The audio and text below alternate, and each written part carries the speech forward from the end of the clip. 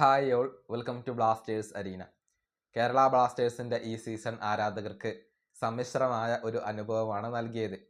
സീസണിൻ്റെ തുടക്കത്തിൽ വളരെ ദയനീയമായ പ്രകടനം ബ്ലാസ്റ്റേഴ്സ് നടത്തുന്നു. അതിൻ്റെ ഫലമായിക്കൊണ്ട് ബഹിഷ്കരണവും പ്രതിഷേധങ്ങളും ആരാധകർക്ക് നടത്തേണ്ടി വരുന്നു. പക്ഷേ സീസണിൻ്റെ രണ്ടാം പകുതിയിൽ കേരള ബ്ലാസ്റ്റേഴ്സാണ് മറ്റുള്ള ടീമുകളെക്കാൾ ഏറ്റവും മികച്ച രൂപത്തിൽ കളിച്ചിട്ടുള്ളത്. ആഷ്ലി വെസ്റ്റ്വുഡ് ടീമിനകത്ത് ഒരു മാജിക് തന്നെ പ്രവർത്തിച്ച് കാണിക്കുകയായിരുന്നു. ഏതായാലും ഡേവിഡ് കാറ്റ്ലയ്ക്ക് കീഴിലുള്ള കേരള ബ്ലാസ്റ്റേഴ്സും ആഷ്ലി വെസ്റ്റ്വുഡിന് കീഴിലുള്ള കേരള ബ്ലാസ്റ്റേഴ്സും തമ്മിലുള്ള ഒരു കമ്പാരിസൺ നമുക്കൊന്ന് നടത്തി നോക്കേണ്ടതുണ്ട്. ആടും ആനയും തമ്മിലുള്ള ഒരു വ്യത്യാസം നമുക്കിവിടെ കാണാൻ കഴിയും. അതായത് ഡേവിഡ് കാറ്റ്ലയ്ക്ക് കീഴിൽ 6 മത്സരങ്ങളാണ് കേരള ബ്ലാസ്റ്റേഴ്സ് കളിച്ചത്. ഒരൊറ്റ വിജയം പോലും നേടാൻ കഴിഞ്ഞില്ല. 5 മത്സരങ്ങളിൽ തോറ്റു, ഒരു സമനില വഴങ്ങി, ഒരൊറ്റ പോയിന്റ് മാത്രമാണ് നേടാൻ കഴിഞ്ഞത്.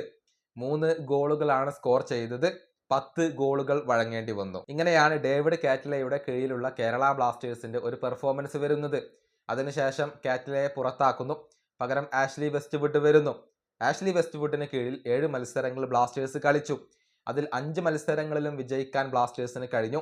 ഒരു തോൽവി ഏറ്റുവാങ്ങേണ്ടി വന്നു, അത് ആദ്യത്തെ മത്സരത്തിലാണ്. അതിനുശേഷം ആഷ്ലിക്ക് കീഴിൽ കേരള ബ്ലാസ്റ്റേഴ്സ് പരാജയപ്പെട്ടിട്ടില്ല, ഒരു സമനില വഴങ്ങേണ്ടി വന്നു. 16 പോയിന്റുകൾ കേരള ബ്ലാസ്റ്റേഴ്സ് സ്വന്തമാക്കി, 12 ഗോളുകൾ സ്കോർ ചെയ്തു, 7 ഗോളുകൾ കൺസീഡ് ചെയ്തു. ഇങ്ങനെയാണ് കണക്കുകൾ വരുന്നത്. മികച്ച പ്രകടനമാണ് ആഷ്ലി വെസ്റ്റ്വുഡിന് കീഴിൽ നടത്തിയത് എന്ന കാര്യത്തിൽ സംശയങ്ങളൊന്നുമില്ല.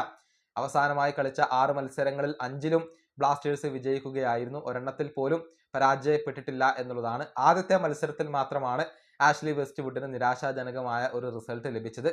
പിന്നീട് അദ്ദേഹം ബ്ലാസ്റ്റേഴ്സിനെ ശക്തമായ രൂപത്തിൽ തിരിച്ചു കൊണ്ടുവന്നു. ഏതായാലും ഡേവിഡ് കാറ്റ്ലയ്ക്ക് കീഴിൽ കുത്തുപാളയെടുത്ത ഒരു ടീമാണ് അതിശക്തമായ ഒരു തിരിച്ചുവരവ് നടത്തിയത്. അടുത്ത സീസണിലും ഇതേ ടീമിനെ തന്നെ നിലനിർത്തണം എന്നാണ് കേരള ബ്ലാസ്റ്റേഴ്സ് ആരാധകരുടെ ആവശ്യം. ഈ വീഡിയോ അവസാനിപ്പിക്കുന്നു. അടുത്തൊരു വീണ്ടും കാണാം.